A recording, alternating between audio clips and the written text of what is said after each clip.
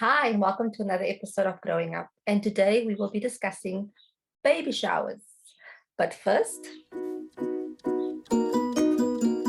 Bespoke Janae. So we made it to the third trimester. And this is a time where you will start thinking about having a baby shower. But this is my second pregnancy, so should I have a baby shower this time around? This made me curious. What is the purpose of baby showers and where does it come from? Now, it's believed that baby showers or something similar to it can be traced back to the ancient Egyptian and Greek cultures, which is like hundreds of years before Christ. In both these cultures, the celebration happened after the baby was born. In Egypt, the mother and baby were secluded for about 14 days so that the pollution of birth could be contained and eliminated. And then thereafter, it is believed that temples were visited and there would be a ceremony around the disposal of the afterbirth, which is the placenta and the umbilical cord. In ancient Greece, when the child was born, both the mothers and attendants would shout to signal the labor was over and that peace has arrived. And then the umbilical cord was cut and the baby and the mother was bathed.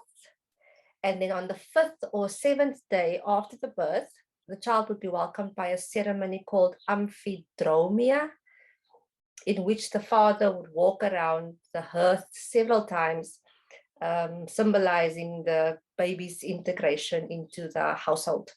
And then on the 10th day, there's a ritual which is called the kate, and the mother would return to a place in society by a meal attended by her close relatives and friends. Now, that's not quite the way we understand baby showers today, but it's ceremonial activities that happens around the birth or because of the birth of a baby. Now, during the Middle Ages, childbirth was associated with not only physical danger, but also spiritual danger. And during labor, a woman would be visited by a priest so that she can confess her sins, just in case she would die during childbirth. If the mother did die during childbirth, the midwife was authorized to cut her open and get the baby out so that the baby can be baptized, because an unbaptized infant would go straight to hell.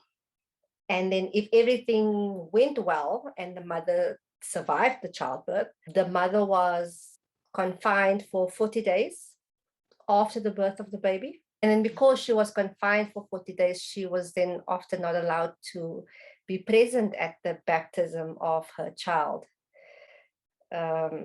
Yeah. And then the godparents would give gifts to the child. And in most cases, it would be like a pair of silver spoons. So now we have the ceremony as well as a gift giving. We're getting closer.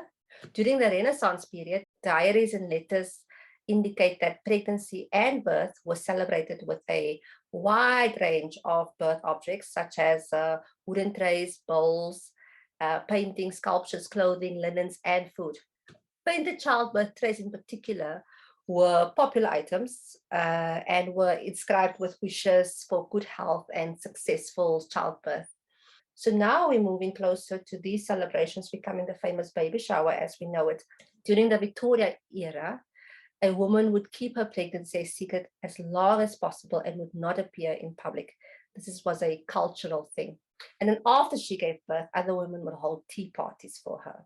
So now we have a woman gathering in celebration of a baby, but it is after the baby was born. So we're not quite there yet. After World War II, the modern baby shower, as we know it, started.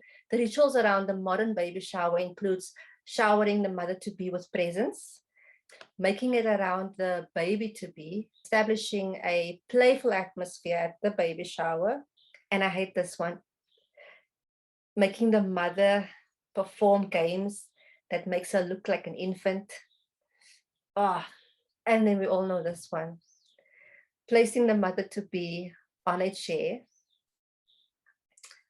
for her to sit on her throne while she opens all the gifts from her guests. Now, over the years, the atmosphere at the baby shower has changed.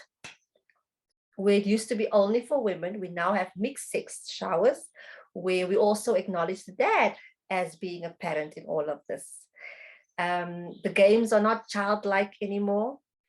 And the parents to be have gift registers that guide their guests on what is needed for baby's arrival. We even now have drive-by baby showers where you get the gift without having to socialize with all these random people.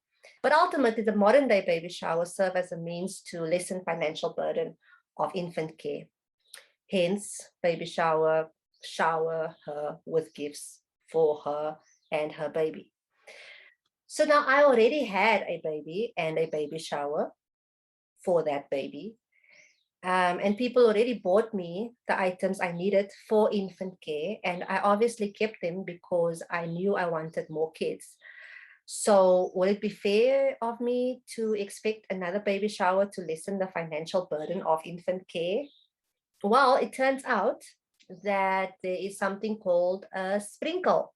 A sprinkle is a smaller, more intimate event that focuses on any babies that may come after the first one. So instead of having a big party with a lot of food, there will be very light finger food. And the gifts would be things like baby toiletries, small and inexpensive toys and books. That sounds reasonable. But if you're like me, it still feels a bit weird to expect to have something when you've been there and done that, and now willy-nilly went and did it again, and now you expect another celebration. But then I read something that made me feel differently about the purpose of a baby shower or sprinkle. And that is not just to help with the finances. It's about sharing this with the people you love.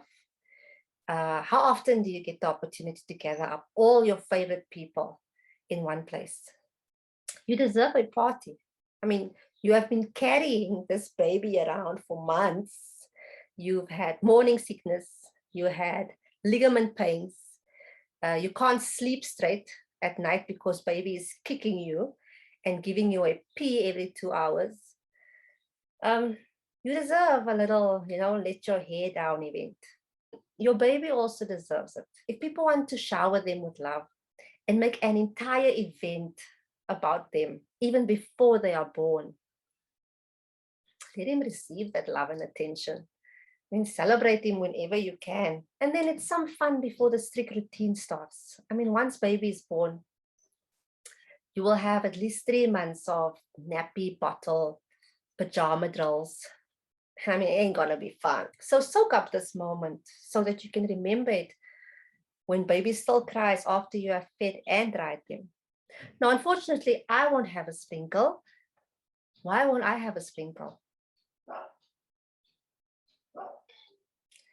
Anyway, I will be spending these last few weeks with my closest, showering my baby with love and attention, knowing that he is still in my tummy, the safest place he will ever be for now, because once he's out, that's when another level of anxiety and stress kicks in.